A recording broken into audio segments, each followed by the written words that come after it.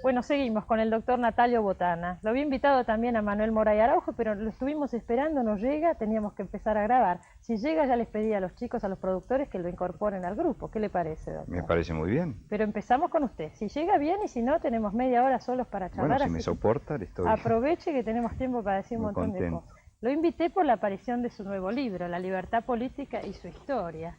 Cuénteme un poco, ¿por qué siempre temas históricos? ¿En qué radica el interés hoy en los temas históricos? ¿En qué nos sirve a nosotros los argentinos ver un poco nuestra historia hoy? Bueno, yo tengo la impresión de que la historia está siempre vigente, ¿no? El mundo está cambiando aceleradamente, pero la historia en cualquier país sigue representando un papel muy importante y decisivo. ¿Para No qué? creo que la historia sirva como lección, ¿No? pero la historia sirve para formar una experiencia. Uno de los problemas más serios que ha tenido la Argentina de este siglo, gracias a Dios ahora estamos viviendo un momento civilizado a partir de 1983, pero la vida argentina del siglo XX ha sido una vida muy cruel, muy dolorosa y por momentos muy salvaje. Tremendo. Tremenda. Ese mundo yo creo que deriva precisamente de dos cosas. En primer lugar, de que la Argentina tuvo muy poca memoria histórica, y yo desearía que si vamos hacia adelante en el futuro la conservemos. Y en ¿La segundo, tenemos ahora? yo estoy tratando de que la tengamos, porque la memoria histórica puede estar viciada, Cristina, puede estar viciada por muchas cosas, Explíqueme. y una de ellas es cuando... ¿Por deformación de los hechos? Por deformación de los hechos y sobre todo cuando el pasado se transforma en una arena de combate. La historia argentina durante el siglo XX sirvió como una gran arena de combate. Determinadas facciones políticas invocaban a Rosas, Irigoyen y Perón. Otras facciones políticas invocaban la herencia opuesta. Y entonces el pasado, en lugar de transformarse en un terreno de concordia, o por lo menos un terreno de exploración pacífica de lo que ocurrió, se transformó también en un terreno, como decía, de discordia. Pero acá se llevaba eso a niveles, yo no sé si pasa en todo el mundo, hasta hace pocos años se discutía el tema Rosas con un fervor, pero no pasa. Uno de los signos... No es común, no es normal, ¿qué no es pasa eso? Y creo que es Cristina, creo que es uno de los ejemplos, por lo menos eso es lo que yo opino, uno de los ejemplos más acabados de lo que fue la honda crisis que vivió la Argentina durante el siglo XX. Porque la Argentina tuvo dos desacuerdos fundamentales. En primer lugar, hubo un desacuerdo acerca del modo de gobernarnos en el presente. Vivíamos de una manera muy esquizofrénica, en etapas donde predominaban gobiernos civiles y en etapas donde predominaba la violencia autoritaria.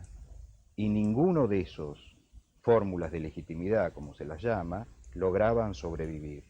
Ese era el primer foco de desacuerdo. ¿Ese peligro lo pasamos? ¿Usted cree que capitalizamos? ¿Nos puede volver a pasar? No. Yo creo que una de las más importantes legados que tiene un buen conocimiento de la historia es conocer la historia, porque los males que han ocurrido en el pasado nos inspiran una gran cautela en el presente.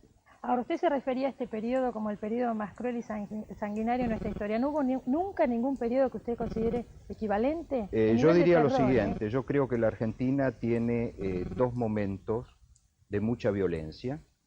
Uno es el medio siglo que transcurre entre 1810 y la primera consolidación institucional de la Argentina, que comienza con la presidencia de Bartolomé Mitre en 1862. Posteriormente, la Argentina logra, evidentemente, armar una solución política, una solución económica, y yo me atrevería a decir una solución cultural, que relativamente a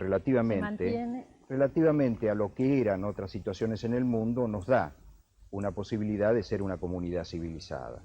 ¿Y qué nos pasó? Eso se llega a lograr todo ese estado de civilización, de legalidad, etcétera, etcétera. ¿Cómo se puede tirar todo eso por la borda como se ha tirado acá? ¿Qué nos pasó? Bueno, uno de los intentos míos en esta trilogía que comenzó en el año 1977 con el orden conservador, prosiguió en el 84 con la tradición republicana y ahora creo que culmina con este libro sobre la libertad política y su historia. ¿La cierra acá? ¿Cierra este ciclo? Espero, pero nada es definitivo en la historia, ¿no? Nada es definitivo, ni en la historia de los países, ni en la historia de cada uno. Seguro, aparte Por dependerá ahora, de los hechos que pasen. por ahora lo sí, es muy remitirán a- probable que en el futuro escriba sobre las ideas en el siglo XX, en este siglo XX. Pero en fin, lo he cerrado aquí.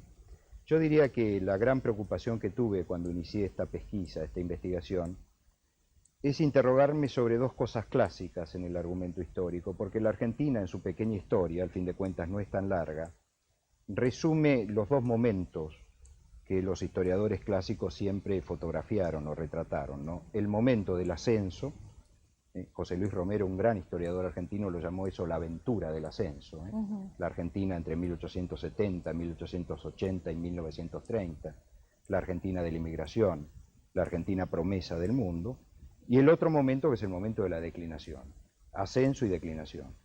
Que yo diría que son los dos grandes temas de la historiografía clásica, preguntarse por qué mejoramos ¿Y por qué bajamos? y por qué bajamos. ¿Cómo se resigna una situación que se había logrado? Mi pesquisa, por bastante consiguiente, fue interrogarme acerca de las raíces del progreso, pero también interrogarme acerca de las raíces de la declinación. Cuénteme, ¿a qué conclusiones llegó? Y la conclusión a la que llegué es que efectivamente la Argentina, esa gran Argentina, como se la llama con mucha exageración, de los años 70 y 80, sobre todo a partir del 80, hasta la primera democracia en 1916, fue una Argentina con grandes logros y con fallas muy importantes. La falla probablemente más importante radicaba en nuestro sistema político. Nosotros fuimos un país que le ofrecemos mucha igualdad civil a los inmigrantes, para que trabajen, para que recen a su Dios, para que vivan en paz. La Argentina no era un país guerrero hasta el año 1982. Y esa gran promesa, digamos, de una nación abierta, de una sociedad abierta, como se la llama un gran filósofo, Karl Popper, coexiste con un sistema político mucho más cerrado, mucho más oligarquizado.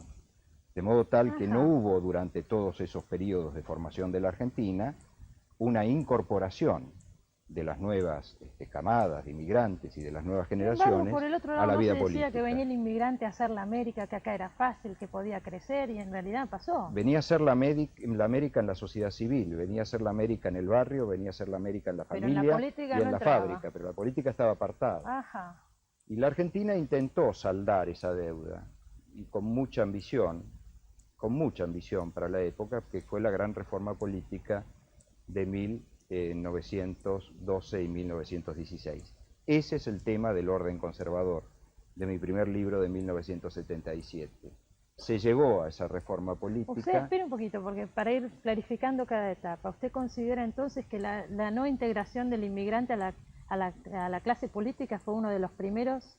Yo diría que fue uno de los primeros, no no sé si fallas, pero fue uno de los primeros escollos importantes. El inmigrante en la Argentina encontró una comunidad política, un sistema político mucho más cerrado que la sociedad que lo acogía, mucho más, o que el sistema cultural o que el sistema religioso, ¿no? Mucho más. El problema argentino es que nuestra primera transición a la democracia, que insisto fue muy ambiciosa porque se conocían muy pocas en el mundo, digamos con la ambición, con el empuje, con la arrogancia que tuvo la Argentina del centenario, duró muy poco. Duró entre 1916 y 1930, y el golpe de Estado del 30, aunque parezca muy repetitivo, yo creo que es una fecha emblemática en el país, porque hizo mucho mal. Interrumpió un ascenso institucional importantísimo. La Argentina llevaba 70 años de vida institucional interrumpida, y nuevamente la fuerza hizo valer sus fueros en la transferencia del gobierno de una persona a otra. ¿Cómo reaccionó la mayoría de la población en ese momento ante ese golpe? ¿Hubo apoyo al golpe? Desgraciadamente, y esta es una constante de la historia argentina en el siglo XX, los golpes de Estado exitosos suponen una acción militar, pero suponen apoyos de fragmentos muy importantes de la opinión. Eso ocurrió en 1930, pero nuevamente aquí creo que, y esto tiene que ver tanto con mi segundo libro, La tradición republicana, como con el libro por el cual usted ha tenido bien invitarme hoy a este programa, entre los años 20 y los años 30, la Argentina se me presenta a mí como un país muy débil desde el punto de vista ideológico.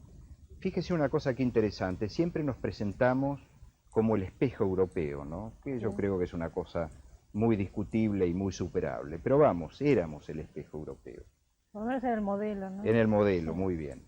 Ahora, Europa, hasta por lo menos esa gran Argentina del primer centenario, nos dio, junto con Estados Unidos, un conjunto de ideas que más allá de lo que podían significar y de las polémicas que podían despertar, era un conjunto de ideas muy civilizado, que estaba centrado en redescubrir permanentemente la dignidad del hombre y su trascendencia como sujeto con derechos inalienables. Fíjese que la tradición republicana es un libro sobre Alberdi y Sarmiento. Si somos algo como civilización, en parte se lo debemos a Sarmiento y Alberdi, y en parte también se lo debemos a los errores de Alberdi y Sarmiento. Y este segundo libro es sobre las ideas históricas de la época, sobre las ideas de Mitre, de Vicente Fidel López, de Tocqueville, del mismo Sarmiento sobre el cual vuelvo. Ahora, ¿qué pasa? Ese mundo, ese universo de ideas, que parecería que había haber sido asimilado con tanta fuerza, con tanta solidez en la Argentina, demostró ser muy frágil, tremendamente frágil. No había aprendido tan en serio, entonces. No había aprendido, y fíjese que es nosotros, espejo de esa Europa de los años 20 y 30, bueno, desde el punto de vista ideológico, Cristina, la Europa posterior a la Primera Guerra Mundial, la Europa posterior al 18, es una verdadera catástrofe. Sí, claro.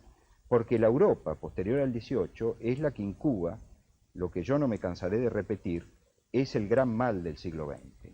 El gran mal del siglo XX, desde el punto de vista político, es el totalitarismo.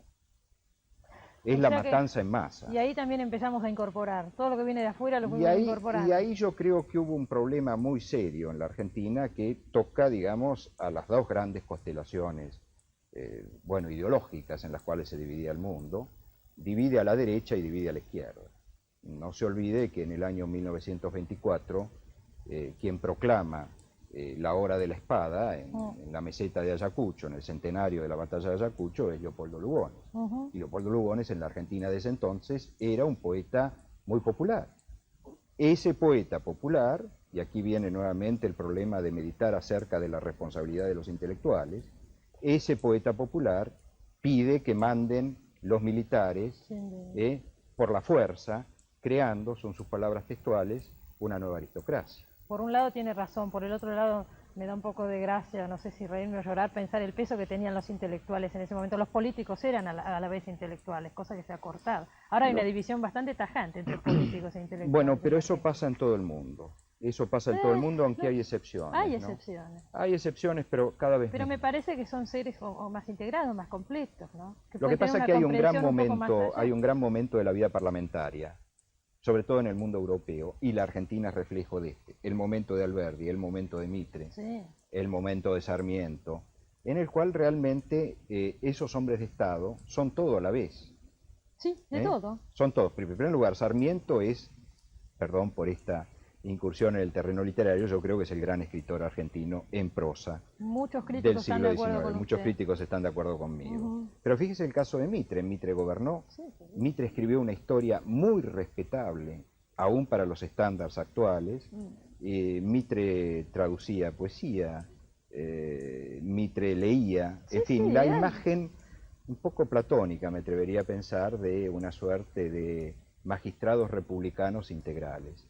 Bueno, yo creo que el avance del mundo está demostrando que eso ya no es posible. No, aparte por la especialización y demás. La especialización es muy grande. Yo desearía probablemente una clase dirigente más ilustrada. No solo más, no sé si más ilustrada, quizás que tuviera más tiempo de leer.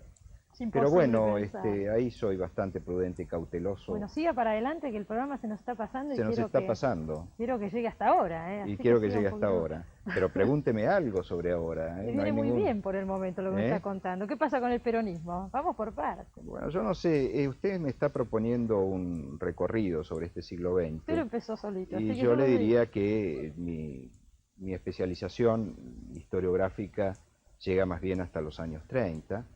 Pero sí lo que le podría señalar es que entre el 30 y el 83, la Argentina, y eso incluye al primer peronismo, al peronismo entre 1946 y 1955, es un país dominado por proyectos hegemónicos, de civil o de uniforme. Pero la regla de la política argentina, entre el 30 y el 83, fue la exclusión. Los conservadores excluyeron a los radicales, los militares del 43 excluyeron a todos, el peronismo controló severamente a la oposición, pese a que era un movimiento popular, muy severamente. La libertad de prensa sufrió muchísimo durante el primer peronismo. A la caída de Perón en el 55, los peronistas fueron excluidos y proscriptos, y los militares, en el gran ciclo de dominación autoritaria que empezó en 1966, nos proscribieron y nos excluyeron a todos. De modo tal que el 83 es un punto de partida muy importante para la Argentina, porque por primera vez, desde antes de 1930, estamos todos jugando el mismo partido en el mismo campo de juego. ¿Usted cree que es así? Bueno, yo creo que es así porque no hay ningún excluido en la Argentina. Desde el punto de vista político, hay exclusiones de otra naturaleza en la Argentina. ¿Cuáles serían? Hay marginales. Está todo el problema de la pobreza, está todo el problema, que son problemas que hay que resolver, pero a través de un sistema político. Y ese sistema político no puede ser otro que la democracia constitucional. Pero está definitivamente arraigada. Hace un ratito usted me decía que corremos el riesgo. Nunca la democracia constitucional está definitivamente arraigada. Si en la mentalidad de la gente está arraigada, yo creo que está más fortificada. Está más firme, se está fortaleciendo. Yo creo que nunca ha estado más arraigada en este siglo. Sí. Lo cual es un avance formidable. Yo lo quería, no llegó Moray Araujo, me gustaba que hablaran juntos porque él habla... El sillón vacío. Tenemos el sillón vacío, pero él habla en su libro, en su último libro, Ensayo y Error se llama. Sí. Habla que el periodo de transición que terminó en el que comenzó en el año 83 sí. no ha terminado, que todavía estamos en un periodo de transición a la democracia. ¿Usted está de acuerdo con eso? Bueno, no sé, todavía no he leído el libro. ¿Cuándo se termina de consolidar la transición? Todavía no he leído el libro de Manolo Moray Araujo. Quiero decir esto, que el concepto de la transición nuevamente es un concepto prestado de España. Lo inventaron los españoles para calificar un proyecto realmente fascinante que hubo a la muerte de Franco, cuando dentro del propio régimen franquista se nombra un jefe de gobierno y un rey que garantiza el pacto democrático, y realmente España llega a la democracia en poco tiempo. Sí. Acá entonces se habla ahora de transición, como se habla en Chile, como se habló en Uruguay y también se habló en Brasil. Yo no sé si realmente el concepto está bien o está mal. Lo que sí me importa destacar, como alguien que se ocupa de la política y de la historia, que es mi caso, que la democracia es un sistema muy abierto, es el desafío más grande que puede tener la invención humana en el campo político, porque nada está preestablecido de antemano, excepto las instituciones que hay que respetar. Y aún esas instituciones se pueden... con la división de poderes. Muy grande. La idea de separación de poderes precisamente es crear el ámbito más grande para que esa indeterminación humana tenga los frutos más fecundos. Seguro. Esa es la idea fundamental de la separación de poderes. ¿Cómo nos ve en este momento? Es a corto ¿A la separación plazo. de poderes? No, a los argentinos. ¿Es optimista o pesimista? Lo tuve acá hace un mes o dos, vino Jacobo Timerman y dijo que después de la crisis que hemos pasado, él calcula que en 50 años nos va a llevar a salir de la profunda crisis moral. Yo me eduqué... Moray Araujo, perdóneme, se refiere acá a todo lo que pasamos estos años, la represión, la guerra de las Malvinas, las dos hiperinflaciones, dice, para que un pueblo se reconstruya después de todo eso, ¿no? Pero no habla de los 50 años, él es más optimista. Timerman dice 50 años, ¿usted qué dice? Yo me eduqué hace muchos años, porque no soy tan joven, ya con Raymond Aron. Raymond Aron, me eduqué a lo lejos, porque no lo tuve muy cerca, desgraciadamente, pero fue probablemente el autor contemporáneo que más influyó en mi pensamiento. Y Raymond Aron decía que él pertenecía a la escuela de los optimistas razonables o los pesimistas razonables. Bajo ningún punto de vista yo me atrevería a decir que esto es una empresa de 50 años, de 10 años o de 15 años. Pero sí, después de lo que hemos pasado, después de las terribles heridas que ha tenido la Argentina, heridas políticas, heridas de moral pública y heridas económicas, el hecho de que los argentinos persistan en vivir civilizadamente ya es un paso adelante. Sí. A Norberto Bobbio, que es un gran filósofo político italiano, pertenece a la tradición socialista democrática, le preguntaron cómo veía Italia, y dijo, bueno, desde el año 1946-47, que se puso en marcha la democracia italiana, Han pasado algunos años, muchos más que los nuestros, y sin embargo han ido. Algo Ahí es, está, algo es. pero todavía no es mucho. A partir de ahí marchamos, ¿no? Es decir, la democracia en Muy el bien. fondo es una ética de la paciencia, y yo espero que esa ética de la paciencia esté acompañada por mayor justicia y mayor equidad, ¿no? Sí, creo que llegó el momento de eso, de ocuparnos ahora de Un eso. poco más de eso. Pero ahora nos vamos. Muchísimas gracias por haber Bueno, un venido. millón de gracias por haberme No, al invitado. contrario. Nos encontramos acá la semana que viene con un programa muy especial sobre la sexualidad de la mujer, con Arnaldo Raskowski, Libertad Leblanc y Ana María Yuba. Hasta la semana que viene. Gracias.